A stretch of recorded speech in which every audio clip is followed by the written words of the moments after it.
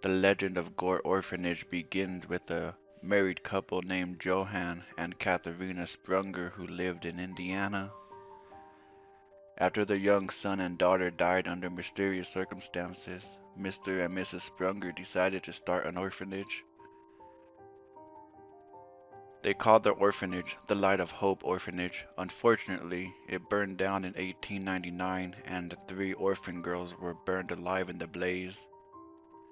Putting this tragedy behind them, the Sprungers moved to Vermilion, Ohio, where they started a new orphanage in 1903. This was called Gore Orphanage, and eventually they had over 100 boys and girls living there. But all was not well with the children of Gore Orphanage. Rumors of darkness and despair soon plagued the old place. The children told horrific stories of abuse, neglect, and slave labor. Mrs. Sprunger cooked cow's head and lungs and forced the children to eat the foul meat or starve. Mr. Sprunger beat the poor kids with a leather strap until their bodies were covered in bloody welts and bruises. He would also rent out the children to local farmers as slave labor. The boys and girls were only allowed to wash themselves once every 2 weeks, and they all had to use the same bath and dirty bath water. The children's rooms were infested with rats which crawled into their beds and bit them while they lay asleep. Soon the terrified children began trying to escape from Gore Orphanage. Some of them managed to run away from the home, wading through the Vermilion River and finding refuge with some generous people in Vermilion. One cold night in December 1923, the orphanage caught fire. Nobody knows how the blaze started. Some say that one of the orphans accidentally knocked over an oil lamp. Others say Mr. Sprunger started the fire because he hated the children and wanted to collect insurance money.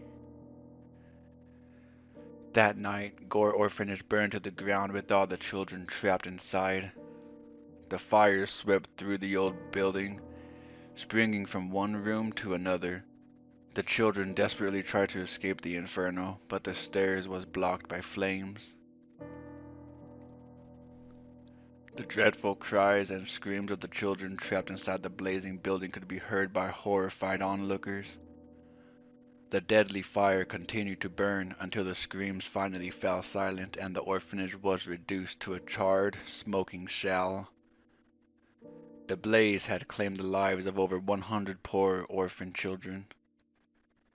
Ever since that night, people have seen strange apparitions and ghostly figures lurking in the field where Gore Orphanage once stood.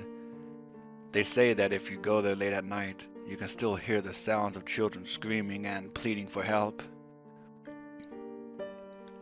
The air is still filled with the smell of burning flesh and roasted children.